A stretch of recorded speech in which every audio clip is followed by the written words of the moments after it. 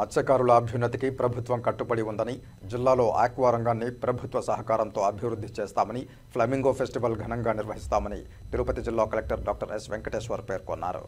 గురువారం ఉదయం తిరుపతి కలెక్టరేట్ సమావేశ మందిరంలో జిల్లా మత్స్యశాఖ వారు నిర్వహించిన ప్రపంచ మత్స్యకార దినోత్సవం కార్యక్రమంలో పలు మత్స్యకార సంఘాల నాయకులు, ఆక్వా సాగు రైతులు, హ్యాచరీ ప్రతినిధులు హాజరవగా ముఖ్య అతిథిగా జిల్లా కలెక్టర్ డాక్టర్ ఎస్ వెంకటేశ్వర్ పాల్గొన్నారు. ఈ సందర్భంగా పలువురు ప్రతినిధులు ఆక్వా, మత్స్య పలు అంశాలపై సమస్యలు కలెక్టర్ దృష్టికి తీసుకువచ్చారు.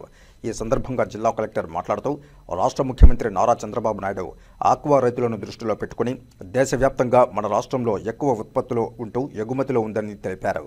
తిరుపతి జిల్లా మత్స్యకారులకు 2024-25 ఆర్థిక సంవత్సరానికి గాను మత్స్యకార భరోసా పథకం అమలు చేసేందుకు ప్రభుత్వం ప్రత్యేక చర్యలు తీసుకుంటోందని, ఆంధ్రప్రదేశ్ మత్స్యశాఖ కమిషనర్ విజయవాడ వారి సూచనల మేరకు 2024 మే 3న బోట్ల గణన నిర్వహించబడిందని తెలిపారు.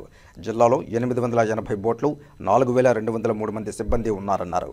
కూటమి ప్రభుత్వ మేనిఫెస్టో ప్రకారం చేపల వేట నిషేధ కాలంలో సముద్ర మత్స్యకారుల కుటుంబాలకు 10,000 రూపాయలను పెంచి 20,000 రూపాయలు చేయడానికి కట్టుబడి ఉందని, తద్వారా జిల్లాలో మత్స్యకార భరోసా పథకం కింద 3,786 మంది లబ్ధిదారులకు 7.57 కోట్ల రూపాయలు మత్స్యకార కుటుంబాలకు ఆర్థికంగా సహాయం అందించడం, అలాగే జీవనోపాధిని మెరుగుపరచడం ప్రభుత్వ లక్ష్యమని తెలిపారు.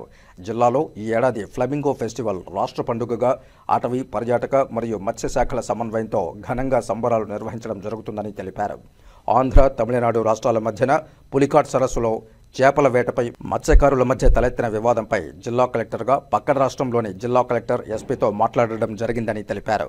అంతేకాకుండా ప్రభుత్వం దీనిపై దృష్టి సారించిందని, సదరు వివాదం శాశ్వత పరిష్కారానికి త్వరలో చర్యలు చేపట్టబోతున్నామని తెలిపారు. ఆక్వా రైతులకు పవర్ సబ్సిడీపై త్వరలో ప్రభుత్వం నుండి అందే మార్గదర్శకాల మేరకు చర్యలు తీసుకుంటామని తెలిపారు.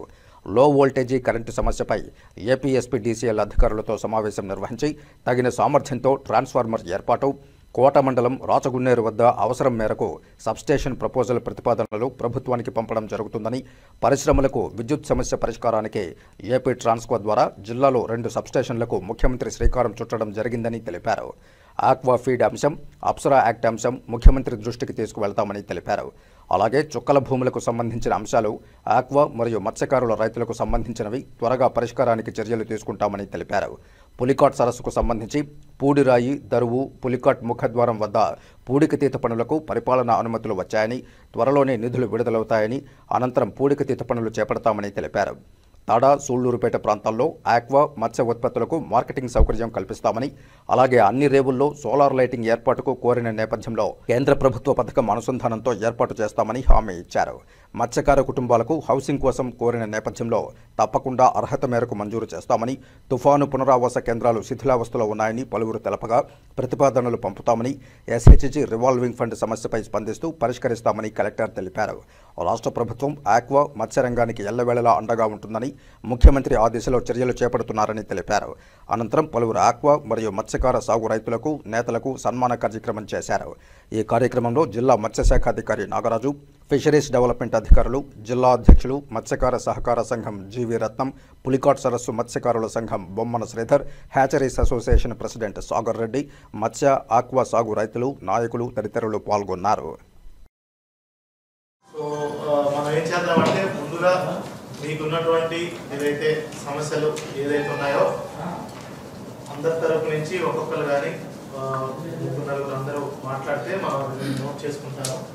ఓకే, నోట్ చేసుకున్న తర్వాత వాటికి సమాధానం ఇచ్చి ఏదైతే మన దగ్గర ఆల్రెడీ పరిష్కారం ఉంటే దానికి ఏదైనా సొల్యూషన్ ఉంటే చెప్తాం.